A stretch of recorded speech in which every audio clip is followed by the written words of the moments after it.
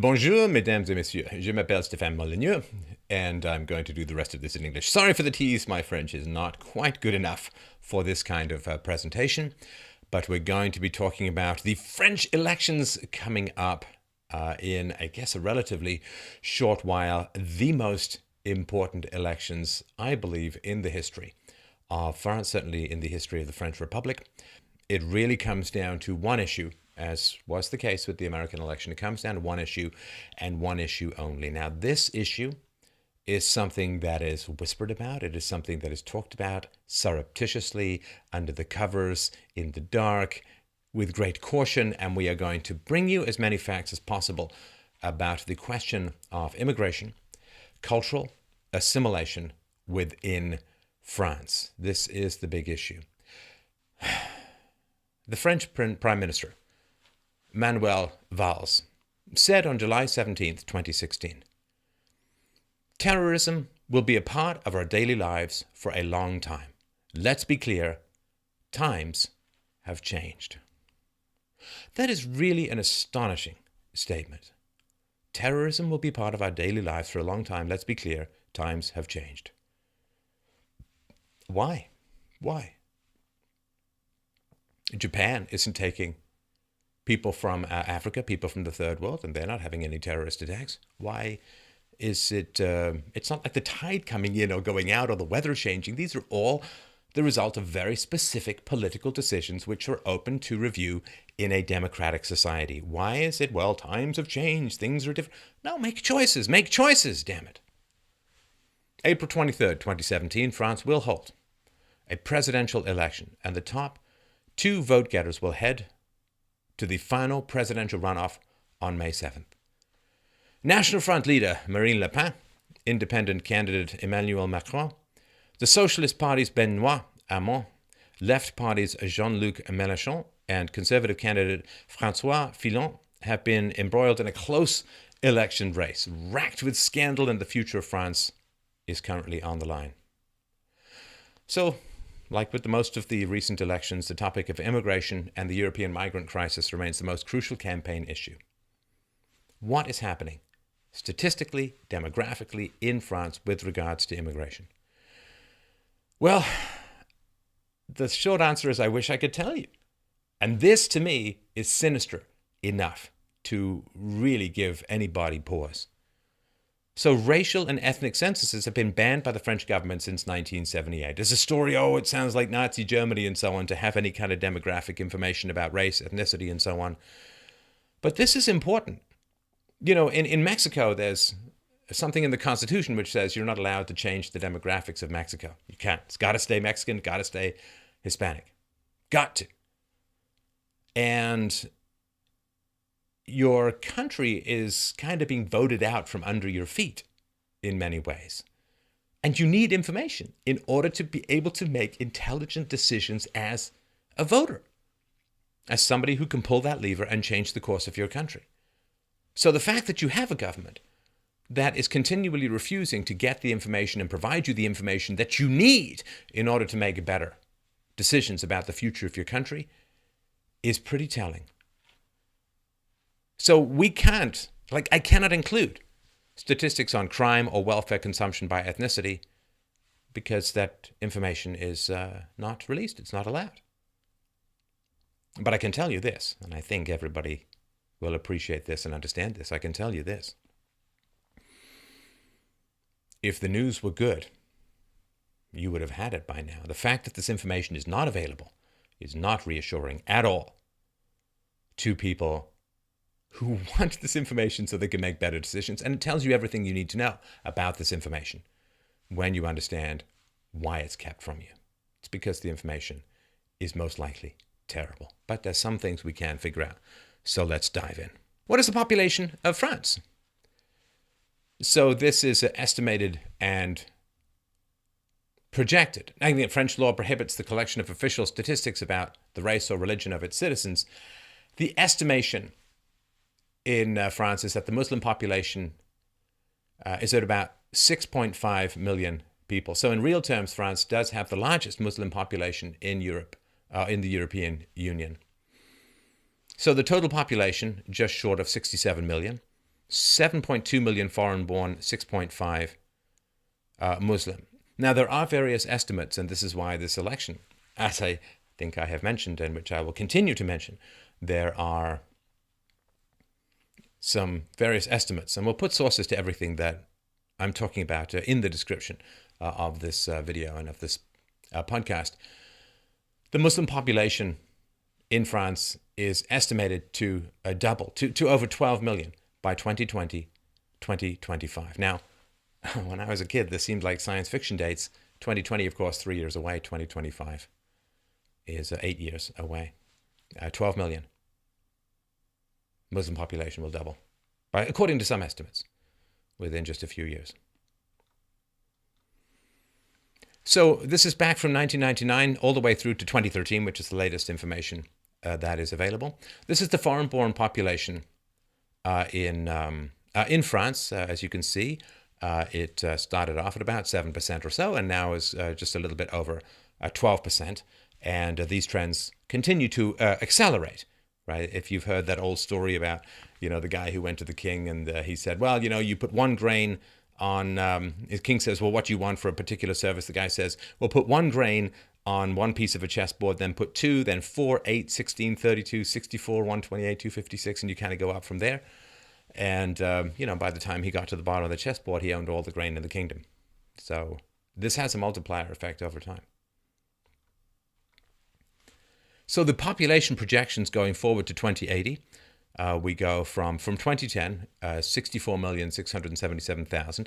We're going up to 78,842,000 by 2080. So we've got an expected increase of just over 14 million people over the next, 60 odd years. So here we're talking about this potential displacement over time. This is annual births by parent nationality, the nationality of the parents from 1965 to 2015. It's kind of like me 2 years ago, but anyway. So the French parents, you can see here, this is declining over time. And here you can see at the bottom, the yellow line, 1 foreign parent has gone up enormously. And 2 foreign parents is kind of going in and around the middle. So you can see here there's quite a dip, and going up there is this is births, right? So here we can see that it's 600,000 for French parents, and over 100,000 to 1 foreign parent, and maybe 60, 70,000 to foreign parents as a whole. So it's becoming a significant portion of the population.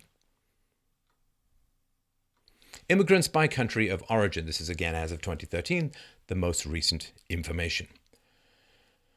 Number 1, Algeria, 759,757. Morocco, just 1 over 709,000. Portugal, 606,000 and change. Italy, 288,000 and change. Tunisia, 258,597. Turkey, 248,616. Spain, 245,104.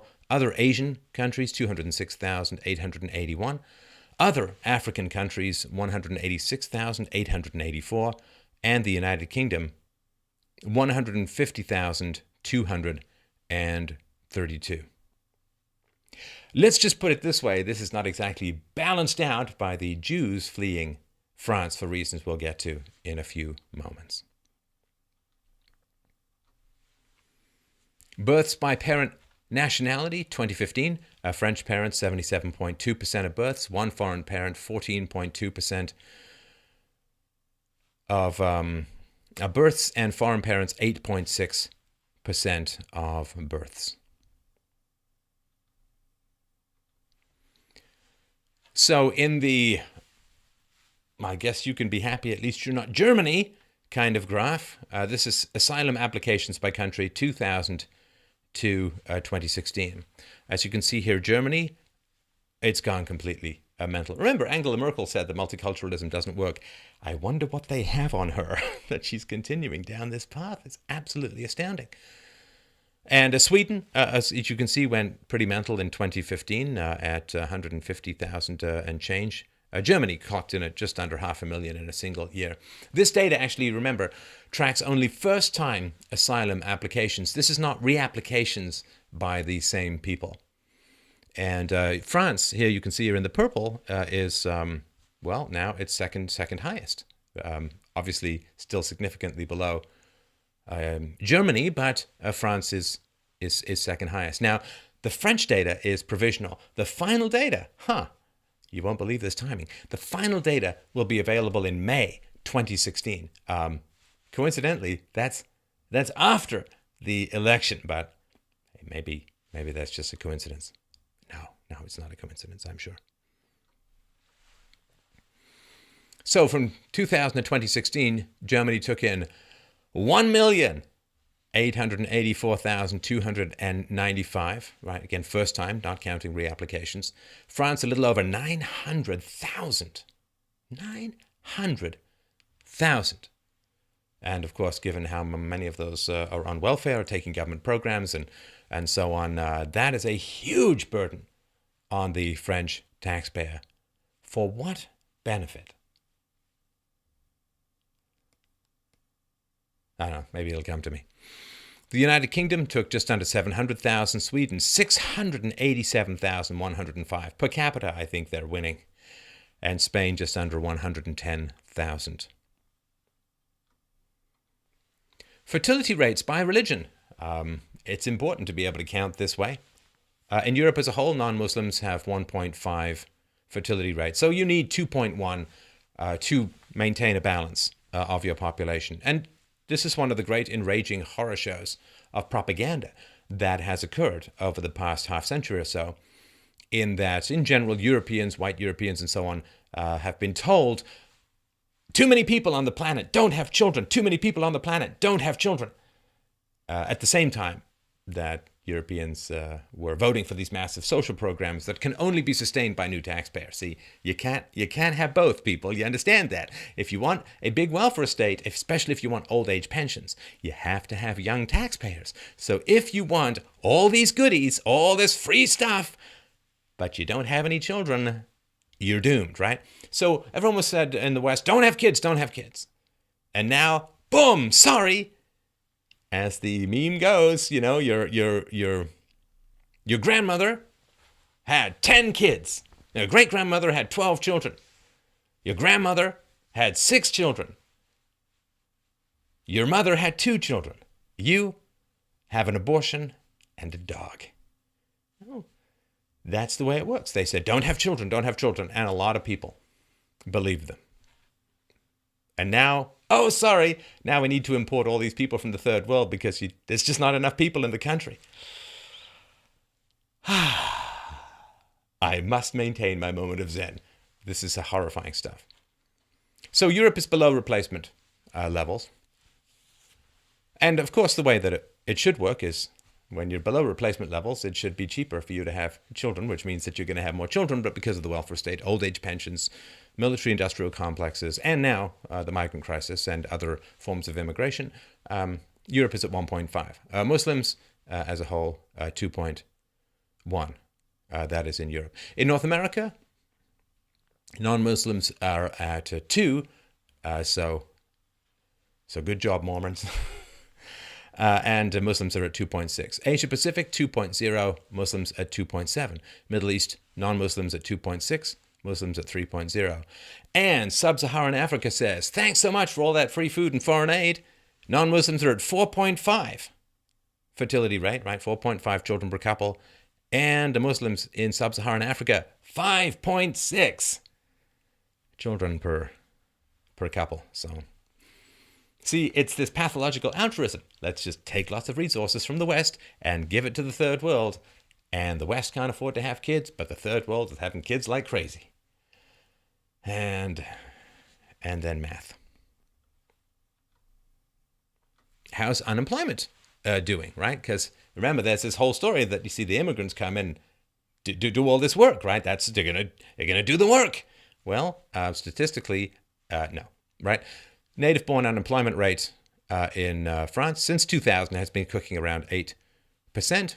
A foreign-born unemployment rate, 16%, 12%. Now it's back over 16%. The most recent figures are that native-born unemployment rate at 9.5%. This is out of 2015. Foreign-born unemployment rate 17.4%. Now, I'm going to go out on a very shaky statistical limb and say I really don't believe these numbers at all. I think that the foreign-born unemployment rate is most likely much higher. I would also assume the native-born unemployment rate is much higher as well, because I don't know how it works in France. It's tough to get all of the details, but I certainly know in America, for instance, if you give up looking for work, they don't think you're unemployed anymore. I don't know.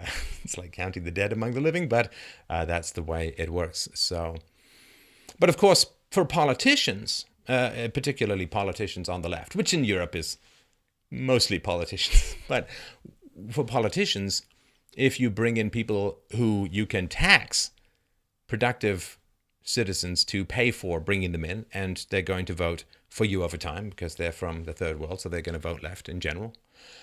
Well, that's a good deal. You get political power. Now, if you're going to try and convince your domestic population to have children, well, they tried this in Italy, and all the feminists screech at them like demented harpies, but I mean, that's sort of redundant. And, oh, we're just breeding cattle to you now. It's like, oh yeah, because women never look at men as just wallets on legs. But so if you try and convince your domestic population to breed, then as a politician, you end up with a lot of costs, right? Because the women don't work while they're taking care of their kids. And, of course, there's lots of generous maternity benefits in Europe. So you've got to pay for that out of the public purse. Women aren't contributing in taxes. You've got to pay for teachers. You've got to pay for health care for kids. You've got to pay for schools. You've got to pay for all these kinds of things. So it's a huge net loss. Children for a society. Until they grow up and become taxpayers long after the existing crop of politicians, at least those at the top, have long retired and probably died. So they've no interest in doing that. But if they can tax the population, import a bunch of people to vote for them, pretty quickly, that's a good deal. Plus, of course, they get to attack the right by screeching racism epithets at them every time they question some of the demographics and potential cultural incompatibilities of everyone coming in. It's not just one big blob. I mean, you bring in people from Afghanistan, how are they going to get along with people from Somalia? And how are those people from Somalia going to get along with the people from other places in Africa? I mean, it's not just... Anyway, you understand. So just show me a place where it's worked in the past and I'll be happy to reconsider. But if you look up, you can Google this, Robert Putnam, Putnam. Robert Putnam, his research... he's a kind of a liberal, and he sat on his research for years. He didn't want to publish it.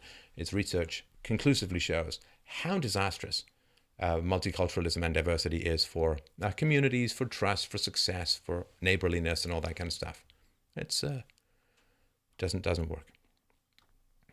Labor participation, 2000 to 2015. Native-born labor participation rate has been climbing, right? And no particular interruption even during the financial crisis. It started in 2007, 2008, going from 68, 69% all the way up to 72%. It's currently cooking, or at least was as of 2015, at 71.9%. And the foreign-born labor participation rate is significantly below this kind of stuff, right? I mean, so right now it's 66.9%. Again, how accurate all of this stuff is, I don't know, but we don't have any better data, so this is what we have. It's still telling enough. And as you can see, from 2013 onwards, they're diverging, and the foreign-born labor participation rate is, in fact, going down. Radicalization is a big problem. One of the things that has been predicted by a number of guests that have been on my show, and there's lots of good explanations for it. I'll leave you to research that yourself. But the second generation of immigrants from foreign cultures often tends to be a little more radical than the first generation. See, that's not how the theory is supposed to go. The theory is supposed to go, well, there's adjustments with the first generation, but the second generation, tickety-boo, they're going to slip in, they're going to be in like Flynn, and they're going to just absorb and become part of the culture and all that, except, no, that is not happening. And in fact, it's moving the other way in many cases. The French government currently has over 15,000 people, including about 2,000 children, on an Islamic radical a watch list. So that seems quite important. An estimated 4,000 of these individuals are tracked daily and are considered to be at the top of the spectrum in terms of danger posed to the French population. To show the extent of the radicalization, a confidential Paris police memo showed that 17 Muslim police officers were investigated for Islamic radicalization between 2012 and 2015. Well, that's important. And of course, the number of radicals from all ethnicities and religions that may be being trained in the military is not inconsiderable as well. 17 Muslim police officers investigated for Islamic radicalization between 2012 and 2015. These officers refused to protect Jewish synagogues and even discussed committing terrorist attacks on social media. Now, admittedly, I'm not a professional detective. However, I don't get the feeling that this would be a particularly long investigation because, if you've got 17 police officers discussing committing terrorist attacks on social media, isn't that kind of the end of your investigation? I don't know. We'll see. In May 2016, Prime Minister Manuel Valls released a plan to build 13 de-radicalization centers with the goal of de-radicalizing potential terrorists. With a maximum occupancy of 25 individuals per center, these 13 de-radicalization centers were slated to cost taxpayers over 40 million euros. So they got 15,000 people on an Islamic radical watch list. They can build 13 of these centers, 25 individuals. I got to tell you, I think there's more water going in the bathtub than you're scooping out of the bathtub. It's just my thought. How's this going? According to French government sociologist Gérald Brunet, he said, "It means that you can take an idea or a belief out of the brain. And I think that's just impossible. Nobody in the history of psychology, nobody has succeeded." He says, what we have to try is not a kind of mental manipulation, but the opposite, mind liberation, a strengthening of their intellectual immune systems. And it's they who will have to do that themselves. Okay, not very philosophical, but he's a sociologist, so it's only make-believe. So under the best circumstances, the French government hoped to have 3,600 radicalized individuals make use of these facilities within the next 2 years. So, because not having them come to the country in the first place apparently is completely impossible. I shouldn't laugh, I'm sorry.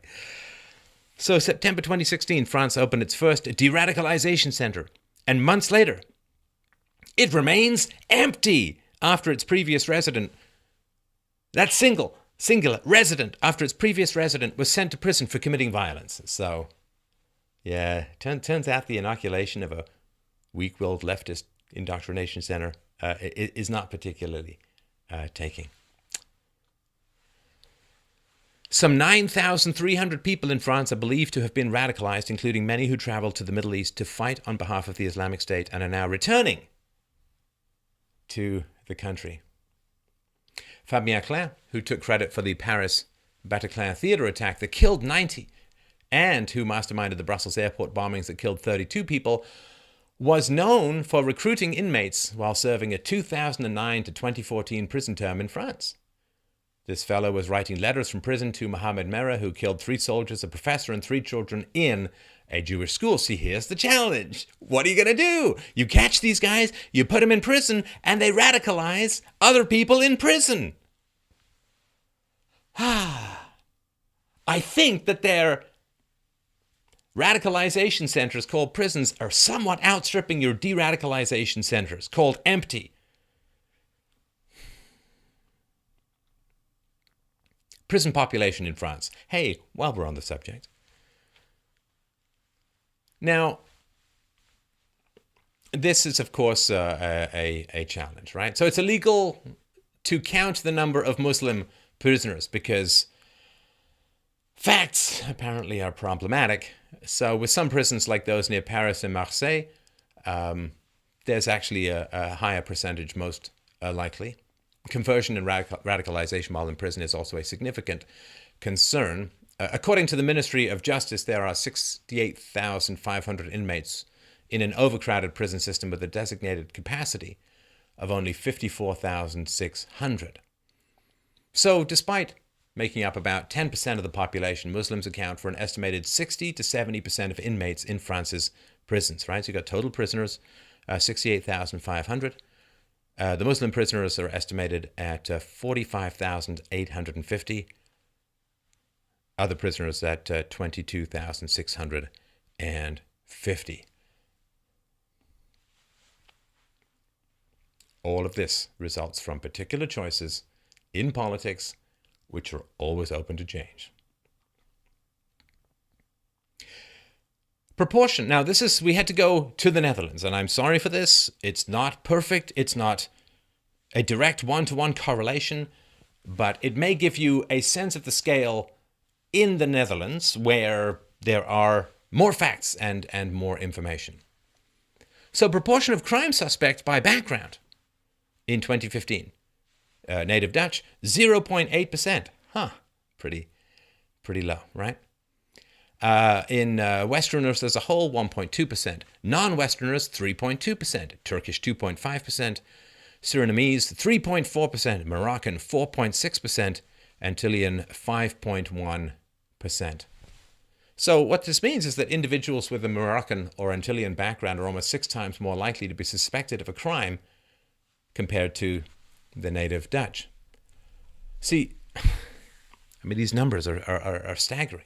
40% of Moroccan immigrants in the Netherlands between the ages of 12 and 24 have been arrested or fined or charged or otherwise accused of committing a crime during the past 5 years. 40% of Moroccan immigrants between the ages of 12 to 24. This is why when Geert Wilders says, maybe we can have fewer Moroccans around in the long run, he's getting some traction with the voters because they can count and they have eyes and they have friends and they read the newspapers. And I know in France this information is suppressed.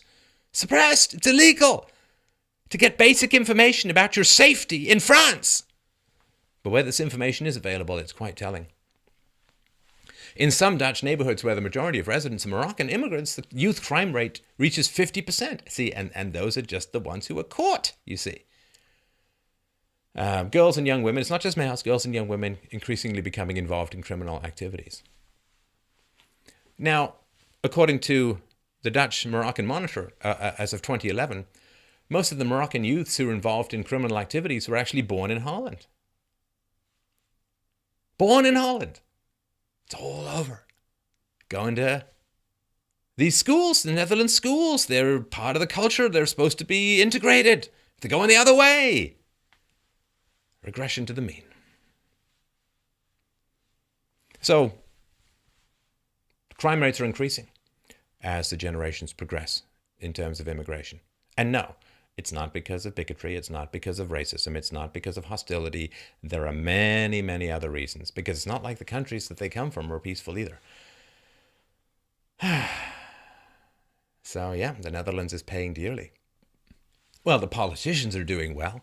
And the leftists who hate existing Western society are doing well. But the children, really, in the Netherlands are the ones who are going to have to grow up and deal with these kinds of problems. And they didn't have a choice. They didn't have a say in the matter. They weren't able to vote. So it's not fair. In the Netherlands, how are the first and second generations doing? Proportion of crime suspects by generation. So among Westerners, it's pretty flat. Right? Remember, the Dutch native population, 0.8% of this proportion of crime suspects. Westerns, 1.15, first generation, 1.16, second generation. Among non-Westerners, 2.41% first generation, 4.54% second generation. Almost doubling, second generation. Turkish 1.7 goes to 3.62. Surinamese 2.72 goes to 4.41%. Moroccan 2.52% first generation, 7.36% second generation. Antilleans go down slightly from 5.34 to 4.53, and others go from just over 2% to just under 3%. All much larger than the Dutch natives. These are facts. And again, I'm going to make a blanket case, not proven, hypothetical, but there are some reasons to believe it may be true, that these numbers are too low. Because the police are under pressure to not book a lot of foreign-born people, not book a lot of blacks, not book a lot of people from the third world because they don't want to appear racist. And in the Netherlands, as in lots of places in Europe, if a local is attacked by an immigrant, a black immigrant or a foreign immigrant is identifiable, they oftentimes won't bother going to the police because the police will, oh, he disappeared into a no-go zone. We can't do anything about it. So, could be much, much higher. Now, I originally wanted to do this presentation from the founding of the Republic until now. Number of cars torched on New Year's Eve. Pretty low, for the first, long while. Then it kind of seems to spike up just a little bit. We couldn't get any numbers further back from 2015. And this is a 700-based y-axis. So, the car burnings are now commonplace in France. They started off in the 1990s, in the city's high immigrant districts. And this tradition has now expanded. It's on New Year's Eve. Rival Muslim gangs compete with each other for the media spotlight over who can cause the most destruction. An estimated, man alive, an estimated 40,000 cars are burned in France every year, leading a whole bunch of Keynesian economists to go, yay, we're stimulating car production. 40,000 cars burned in your country every year. 2015, New Year's Eve, 940 cars burnt. 2016, oh, it's okay. We went down to 804. Ooh, but you see, 2017, bit more of a celebration. 945 cars torched in France in one night. You know what they say about people who start off by burning books always end up by burning people? Seems to ring a bell for me. European Union terrorist attacks. Europol report as of 2015. The United Kingdom, 211. France, 73. Spain, 25. Italy, 4. Greece, 4. Denmark, 2. Hey, Japan, still 0. Anyone screaming at Japan for not taking migrants? Nope. Interesting. It's almost like if you're confident, they won't bother you. Anyway. European Union terrorist-related attacks. Most arrests in 2015. Most arrests in 2015.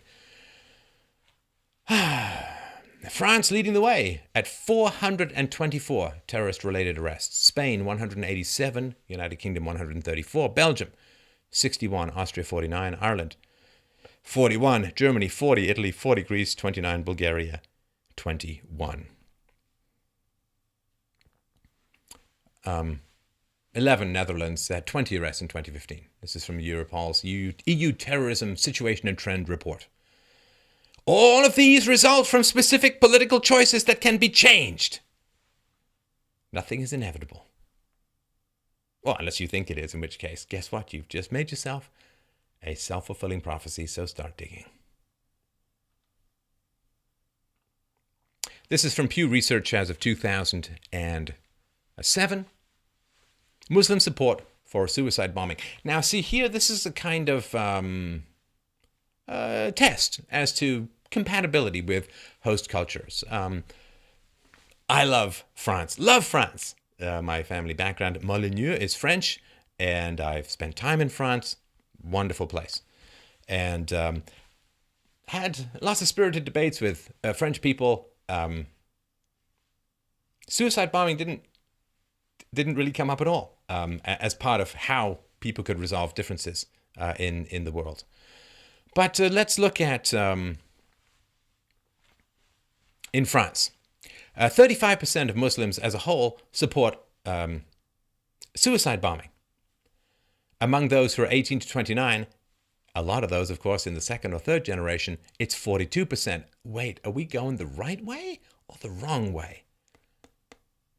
I'll let you puzzle this out. In Spain, 25% of Muslims support suicide bombing. 29% of 18 to 29-year-olds support suicide bombing. In Great Britain, all 24%, 18 to 29, 35%. Germany, 13% to 22%. United States, 13% to 26%. Now, don't get me wrong. The way that I've got a whole presentation on this channel called Iraq, a Decade of Hell. What has happened? I mean, look at the 13 countries that Obama has bombed relentlessly over the course of his presidency. 100,000 bombs dropped on Muslim countries over the course of his presidency. What has happened to the Muslim countries from the Western governments has been absolutely atrocious. Heinously evil, the unraveling and destruction of entire societies. When you look at Iraq, when you look at Afghanistan, when you look at Libya, when you look at Syria, these are horrendous crimes. But guess what? That means you're at war. Sorry, it's just the reality. If you're bombing people, this invade everyone, invite everyone. How is this going to work? It can't. Stop bombing people. Because you see, what happens now with the internet is you have the welfare state creating this moat around communities so they don't have to integrate. And you have the internet. You know, when I was a kid, my mother was an immigrant into England. And she had to wait, I don't know, like 2 weeks for the German newspapers to be available. But this kind of now, it's like it's got YouTube, Facebook, videos. You're right there. You're right there. And the images and the information being consumed by young people around the world are not what older people think it is.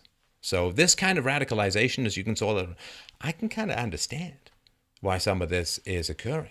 The West's failure to admit, well, to stop the wars, which is what it damn well should have done, or to at least admit that it is at war. This denial, yeah, we're going to bomb these countries and invite hundreds of thousands of young men from these countries.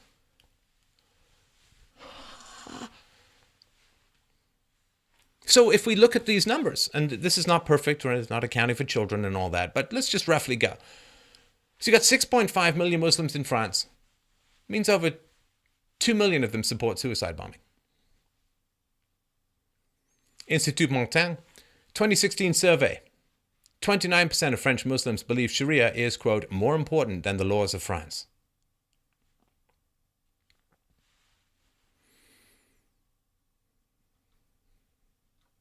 Positive attitudes towards ISIS.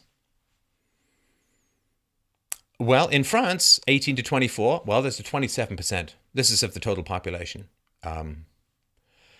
27% of those 18 to 24 support ISIS. 22, 25 to 34. Ages 35 to 44, only 20%. So the younger you get, the more support there is for this. In Germany, the numbers are a little different. 3, 4, and 3% for 18 to 24, 25 to 34, and 35 to 44. Sorry for all of this. For the people just listening, this is one of the ones you might want to watch. In the United Kingdom, only 4% of the population as a whole have a positive attitude towards ISIS. 6% age 25 to 34, and 11% of those 35 to 44. See, in France, it matters the young people, because these are the people who are going to be growing up with your children. Those 8 of you who have children.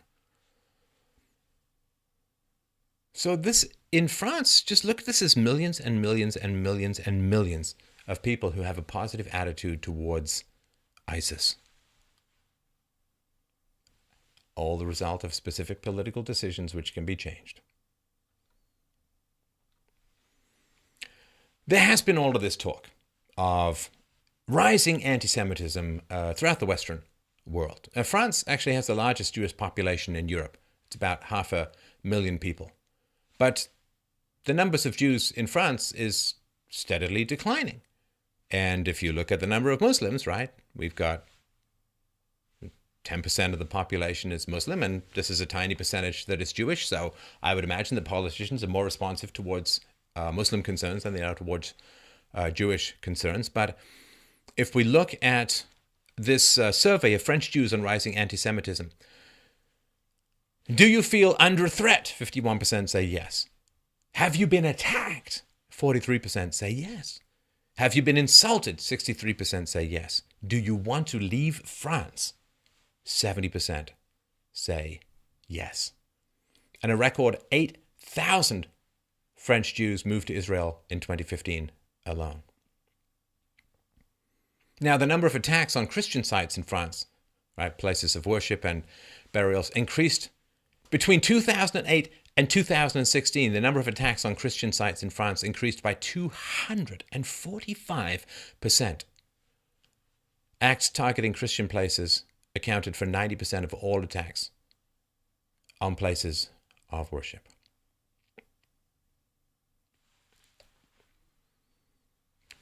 The French Jews, they have Israel to go to. What are your options? Now, a lot of people feel alone in being concerned about these issues, but French attitudes have been fairly well documented. Opposed to the burkini on beaches, 64%. Opposed to the veil and headscarf in public, 63%. Muslim community is a, quote, threat, end quote, to national identity, 47%. Do you favor mosque construction, 13%. European attitudes, unfavorable view of Muslims. Again, this is back to Pew Research. In Hungary, it's 72%, in Italy, 69%, Poland, 66%, Greece, 65%, Spain, 50%, France, 29%, Germany, 29%, United Kingdom, 28%. European attitudes regarding Muslim assimilation. Muslims, do they want to be distinct? Do they want to not adopt local customs? Is this a perception? Well, in Greece, 78% believe that, or say they believe that. Hungary, 76%, Spain, 68%, Italy, 61%, Germany, 61%, United Kingdom, 54%, the Netherlands, 53%, France, 52%, Sweden, 50%, Poland, 45%. European attitudes, the question or the comment, all further migration from mainly Muslim countries should be stopped. Poland, 71% agree with the statement. Austria, 65%. Hungary, 64%. Belgium, 64%. France, 61%. Greece, 58%. Germany, 53%. Italy, 51%. United Kingdom, 47%. And Spain, 41%. Now, the demographic breakdowns, this is by gender and age. So all further migration from mainly Muslim countries should be stopped. That's the question. Men say agree 57%, women 52%. Yeah, can be enough to swing an election. And similar to Brexit, we have increasing agreement with this particular statement. With Brexit, it was leaving the European Union and the United Kingdom. So among 18 to 29-year-olds, 44% agree. Further migration from mainly Muslim countries should be stopped. 30 to 44 age group is 50%, 45 to 59, 56%, and 60 plus, 63%.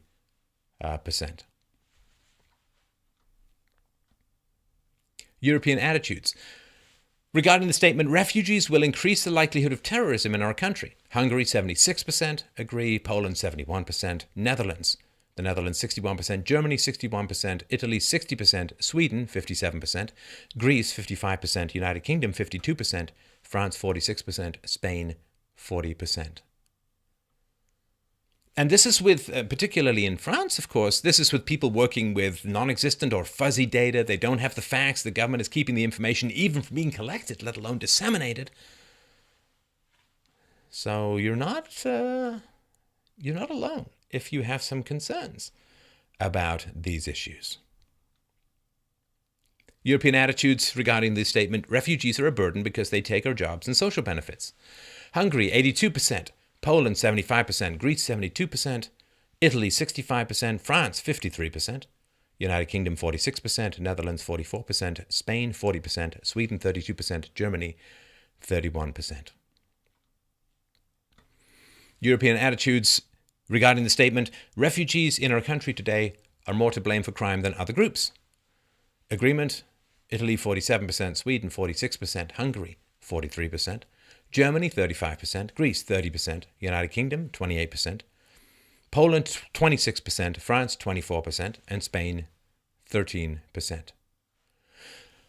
Now, just by the by, French law requires anyone who's not a naturalized French citizen, if you're convicted of a crime, you lose your residency permit and you're supposed to be deported, but basically the law is rarely, if ever, enforced. Demographic changes in France. In a 1974 speech to the United Nations General Assembly, the second president of Algeria had a dark message for Western countries. President Houari Mohamed Boumediene said, "One day, millions of men will leave the southern hemisphere to go to the northern hemisphere, and they will not go there as friends, because they will go there to conquer it, and they will conquer it with their sons. The wombs of our women will give us victory." His words were prophetic. In fact, a significant amount or proportion of Muslims in France are of Algerian descent.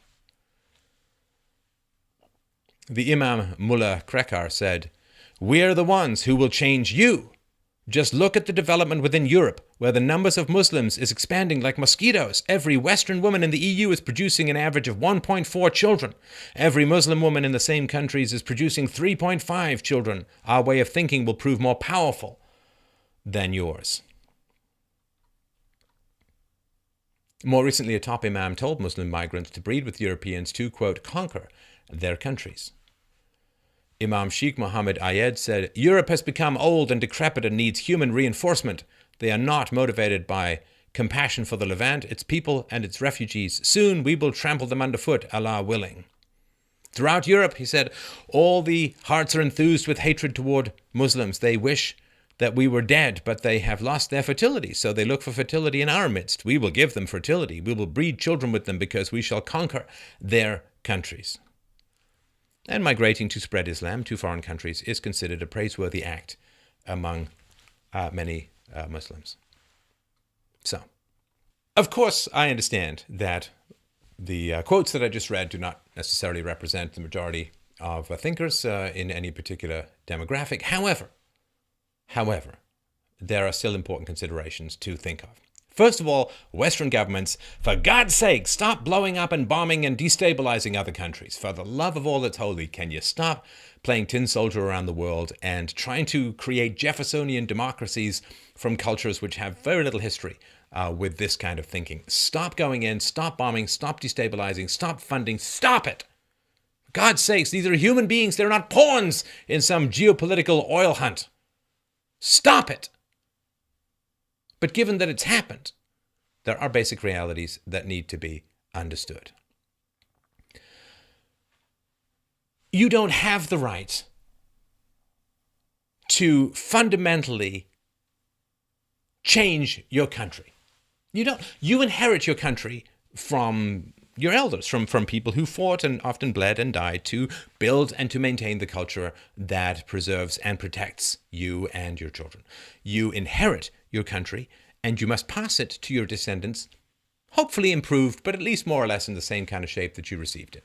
We don't poison everything on the planet because our children are going to have to live there. We borrow the environment, as the saying goes, from our children.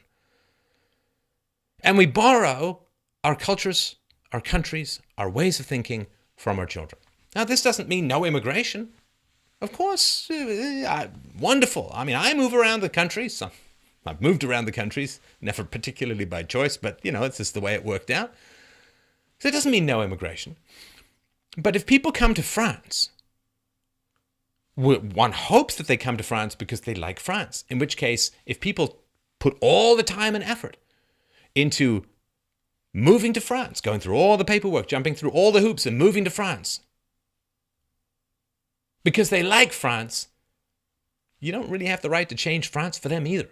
Like if I go to a French restaurant, I don't want to sit down and order Chinese. I go to a French restaurant because I want to eat French food. And people move to France because it's French. So don't change it. Even for the immigrants who come, who value France, you don't have the right to change it for them, and you sure as hell don't have the right to change it for your children. The question of radicalization, the question of increasing alienation from the dominant French culture among certain immigrant groups, this is a problem that needs to be solved. And just continuing with more and more immigration in the absence of trying to figure out why this problem is occurring and what the hell is happening is, to my mind, beyond irresponsible. And it is going to rob France of its essential character for the immigrants and for the native population alike, which is a crime. And you don't have the right to do it, in my humble opinion. It's okay to love your country. It's okay to love your history. It's okay to love your culture. In fact, it's pretty essential. We're tribal animals. We know that. Take pride. Protect. Defend. Maintain. For God's sake, get out and vote for the right candidate.